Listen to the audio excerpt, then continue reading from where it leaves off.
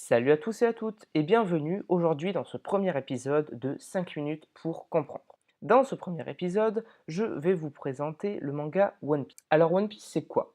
C'est tout simplement un manga de type shonen créé par Eiichiro Oda. Au début, sa publication se fait dans des magazines hebdomadaires, puis à partir de décembre 1997, des tomes reliés apparaissent. Donc le premier tome officiel sort le 24 décembre 1997 au Japon.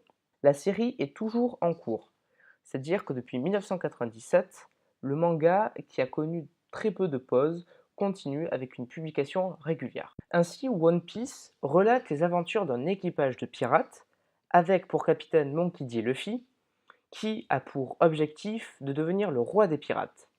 Pour cela, il devra trouver le One Piece, qui appartenait au précédent roi des pirates, qui est mort, qui s'appelait Goldie Roger, qui a été exécuté une vingtaine d'années avant le début du manga. Ainsi, en trouvant ce fameux trésor, il pourra accomplir son rêve et donc devenir le roi des pirates. Un des principaux antagonistes de One Piece, c'est le gouvernement mondial, et plus précisément la marine. Mais revenons au gouvernement mondial. Le gouvernement mondial, c'est une organisation politique fondée il y a 800 ans par 20 lignées royales à Marie-Joie. Elle est composée de la quasi-totalité des nations du monde dans son ensemble et elle est actuellement gouvernée par le Conseil des 5 étoiles, dont on sait assez peu de choses actuellement dans le manga. La marine, quant à elle, est utilisée en tant que principale organisation militaire.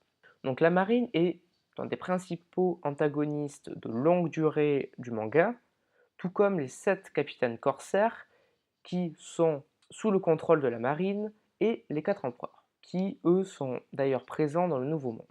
La marine, elle est très fortement présente dans toutes les mers du monde, et plus particulièrement sur Grand Line. Grand Line qui est aussi appelée la route de tous les périls, où d'ailleurs le quartier général de la marine est situé, en tout cas dans la première grande partie du manga, avant l'ellipse des 2 ans, et ce quartier général se nomme Marineford. Une autre instance politique majeure de One Piece, c'est l'armée révolutionnaire.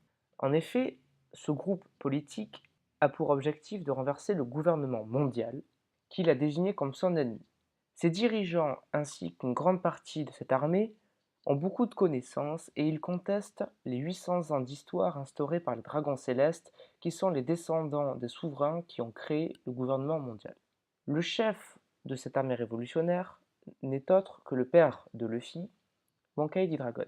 On connaît assez peu de choses finalement sur ce personnage, mais il est évident que cette armée révolutionnaire a un grand rôle à jouer dans la suite du manga. Ainsi, si l'aventure est le maître mot du manga, One Piece n'en est pas pour le moins émaillé de combats. En effet, même si la plupart de ces combats reposent sur des techniques de combat propres, c'est-à-dire avec des sabres, des canons, des pistolets, enfin, et des bateaux, tout ce qui, dans notre imaginaire, représente la piraterie comme on se l'imagine au XVIIe, XVIIIe siècle, Oda a rajouté quelque chose qui permet de rendre ces combats encore plus épiques, et c'est les fruits du démon. En effet, la plupart des personnes ayant ingéré un fruit du démon se retrouvent avec des capacités assez exceptionnelles, mais en contrepartie, ils perdent toute capacité de nager, même s'ils l'ont appris étant petits. Les fruits du démon sont extrêmement rares et précieux. En effet, toute personne qui mangera un fruit du démon aura un pouvoir. Mais il est impossible pour une personne d'ingérer 2 fruits du démon, sous peine de voir son corps exploser. Dans le manga, il existe 3 catégories de fruits du démon. Tout d'abord, les types Zoan, qui permettent de se transformer en animal, ou en une version hybride pour ceux qui arrivent à maîtriser ce pouvoir, ou, pour les Zoan antiques, cela peut être soit un animal préhistorique type un T-Rex, un mammouth, ou un animal plus légendaire ou une personne plus légendaire, comme un phénix ou même Bouddha. Un autre type de fruits du démon, ce sont les fruits de type Logia. Ce sont les fruits les plus puissants. En effet, ils permettent de contrôler un élément naturel et de devenir insensible aux attaques physiques. Ainsi, les types Logia sont par exemple le feu, la lave, l'électricité. Le dernier type de fruits du démon, c'est les types Paramecia, qui donnent un pouvoir surhumain. En fait, les paramécias, ce sont les moins rares et c'est ce qui donne tous les autres pouvoirs. Par exemple, un pirate peut, par exemple, créer des tremblements de terre ou encore un autre peut, par exemple, allonger son bras car il est fait de caoutchouc. Ça, c'est pour le héros principal du manga, Luffy. Ainsi, ces Fruits du démon permettent donc à son possesseur d'avoir des aptitudes assez exceptionnelles. Mais ce n'est pas tout. En effet, il n'est pas nécessaire d'avoir mangé un fruit du démon pour être assez puissant en combat.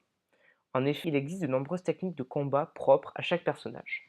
C'est par exemple le cas d'un des membres d'équipage de Luffy qui s'appelle Zoro, c'est un escrimeur, ou encore de Mihawk qui est son maître et aussi un des 7 grands corsaires, qui se bat avec une épée assez badass. C'est vraiment un mec qui arrive à rivaliser avec des possesseurs du fruit du démon. C'est déjà la fin de cette vidéo de 5 minutes pour comprendre One Piece, mais je vous referai certainement d'autres vidéos tellement l'univers est riche et vaste.